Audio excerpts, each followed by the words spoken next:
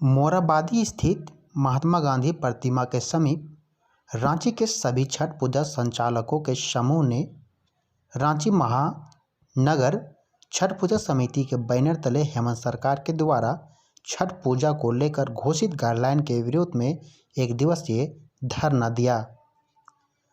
सरकार इस फैसले को अविलंब वापस ले और जलाशयों में गाइडलाइन के साथ छठ पूजा करने की अनुमति दे।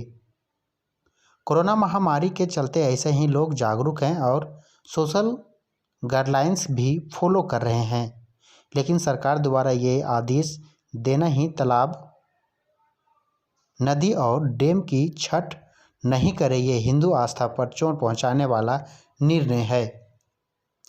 मुख्यमंत्री इसे समझे और निर्णय तुरंत वापस ले। इस अवसर पर मुख्य रूप से भारतीय जनता पार्टी झारखंड प्रदेश अध्यक्ष दीपक प्रकाश, विधायक व सभी लोग मौजूद थे। सरकार के द्वारा नया गाइडलाइन जारी हुआ, उसके लेकर लोग लगातार विरोध करें, क्या करेंगे? गाइडलाइन तो सरकार हमेशा देती ही रहती है, लेकिन उसका पालन कितने सुचारू तरीके से करवा पाती है सरकार भी जानती है।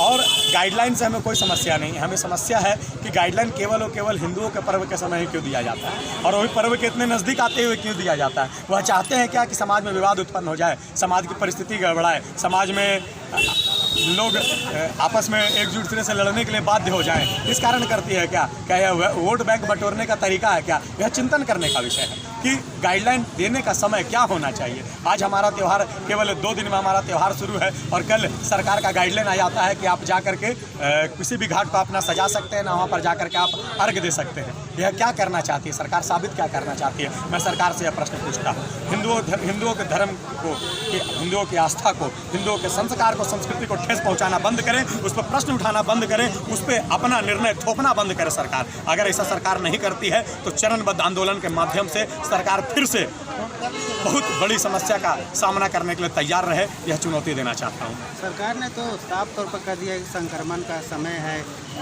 लोग संक्रमण का समय बिहार में नहीं था क्या? सरकार जब बिहार चुनाव पर प्रचार करने जाती है तब संक्रमण का समय नहीं आता है क्या? और जब सरकार के पक्ष के एक नेता का देहांत हो जाता है तो उनके जब जनाजा निकलता तो लाखों लोग रोड में निकल जाते, उस समय सरकार का संक्रमण का डर नहीं था क्या? वो जो लाखों लोग उनके जनाजे पे गए थे उनको मट्टी देने के लिए, उन लोगों का जांच हुआ था क्या? उन लोगों का जांच करने तो सरकार नहीं गई थी, और छठ व्रतियों का आप जांच करेंगे जा करके कि हाँ इनके उतरने से कोरोना फैल जाएगा। ये देखिए, ये शुद्ध रूप से हिंदू समाज के विरोध में उठाया गया एक षड्यंत्रकारी कदम है, और इस कदम को और इस पैर को हम कुचलना और काटना दोनों अच्छी तरह से जानते हैं।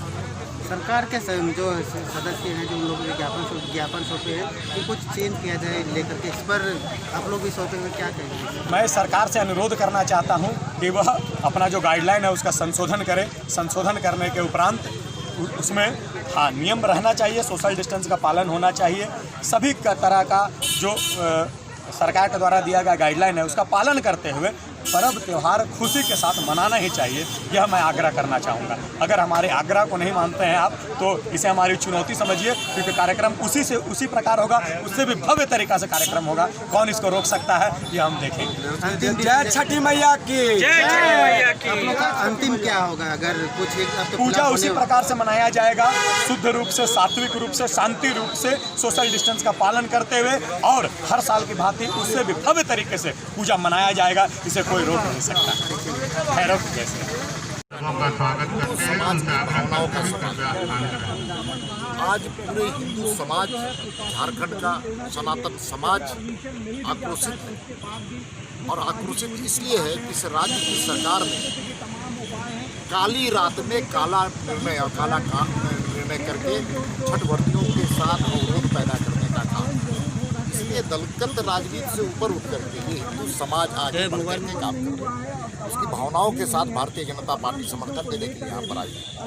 इसलिए कह सकते हैं राज्य सरकार को सद्बुद्धि दे, क्योंकि हम जिसके चरण के नीचे बैठे हुए गांधी जी के प्रतिमा के चरण के नीचे आज प्रार्थना करने के लिए आए हैं कि गांधी जी कम से कम कांग्रेसियों को सद्बुद्धि दीजिए, झारखंड मुक्ति मोर्चा के नेताओं को सद्बुद्धि दीजिए और साथ ही साथ आरजेडी के नेताओं को सद्बुद्धि दीजिए और इस सरकार के चलाने वाले नेताओं को, मंत्रियों को भगवान सद्बुद्धि दे कि इस प्रकार के निर्णय अलोकतांत्रिक है, तानाशाही की प्रवृत्ति है इसमें। ये सबसे अच्छा होता है कि सारे छठवर्ती जो तालाब के समाज की समितियाँ हैं उनको बुलाकर सरकार बात करती, वार्ता करती है, एक रास्ता निकालती है। बिहार बगल का राज्य है, आप सब कोई जानते हैं कि बिहार में सबसे ज़्यादा छठ होता है और सबसे ज़्यादा छठ होता है, ज़्यादा छठवर्ती भी वहाँ पर सबसे ज़्यादा है और वहाँ पर भी कुछ बंदिश लगा करके कोविड-19 से बचने के उपाय को खोजते हुए कुछ ऐसे निर्णय लिए गए हैं जो समाज को भी स्वीकार है, सरकार को भी स्वीकार है। इसलिए सरकार को ये सरकार सिर्फ एक ही नज़र से, एक ही दृष्टि से देखती है, वो सत्ता की दृष्टि से। सत्ता तानाशाह बनती है, ये उसकी परिचायक है। बातें आ रही है कि केंद्र सरकार की जो गाइडलाइन थी उसी के अधीन इस तरह का निर्णय लिया। केंद्र सरकार का कोई गाइडलाइन नहीं, गाइडलाइन ये है कि सोशल डिस्टेंसिंग मेंटेन करना है, मास्क पहनना है, हाथ को बार बार धोना है। तो बिहार बगल का राज्य है, पूरे देश के कई राज्यों में इस प्रकार रहते हैं। अफवाह छोड़ दीजिए, बंगाल की अफवाह को छोड़ दीजिए। मैं पूछना चाहता हूँ इससे पलट करके, जब अभी हाल के 2 विधानसभा के चुनाव हो रहे थे, राज्य के कई मंत्री और मुख्यमंत्री जी लगातार उड़न खटोला से जाकर के जनसभाएँ करते और जनसभाओं में क्या कोविड-19 के जो गाइडलाइन थे उसका पालन किया। ऐसे कई सम्मानित नेता हमारे का देहांत हुआ, उसमें लगातार की संख्या रही, उसमें सरकार के कई मंत्री और मुख्यमंत्री की शामिल। उस वक्त गाइडलाइन का क्या हुआ, मैं ये पूछना चाहता हूँ। 2 दिन पहले मधुपुर में मजलिस लगाई गई, मजलिस, वहाँ पर भारी संख्या में लोग आए। कोविड-19 का उल्लंघन हो सकता, राज्य सरकार ने किसी पर मुकदमा दर्ज किया गया। तो सवाल तुष्टीकरण का है। भारतीय जनता पार्टी सर्वधर्म समभाव पर विश्वास करती है, तुष्टीकरण पर विश्वास नहीं करती। लेकिन तुष्टीकरण की जो राजनीति ये सरकार कर रही है, झारखंड की जनता इसको बहुत नज़दीक से देख रही है और समय आने पर इसका जवाब देगी। गाइडलाइन जारी हो सरकार के द्वारा, इसके बाद लगातार विरोध हो रहा है, क्या कहेंगे इस पर? इस पर हम लोग यही कहना चाहेंगे कि सरकार होश में आकर के फैसला लें, क्योंकि ये फैसला किसी के लिए भी, किसी के हित में नहीं है और किसी के लिए सही नहीं है। इसलिए कि ये छठ पर्व है, छोटा मोटा पर्व है नहीं, ये सारे हिंदुओं का मतलब पर्व है।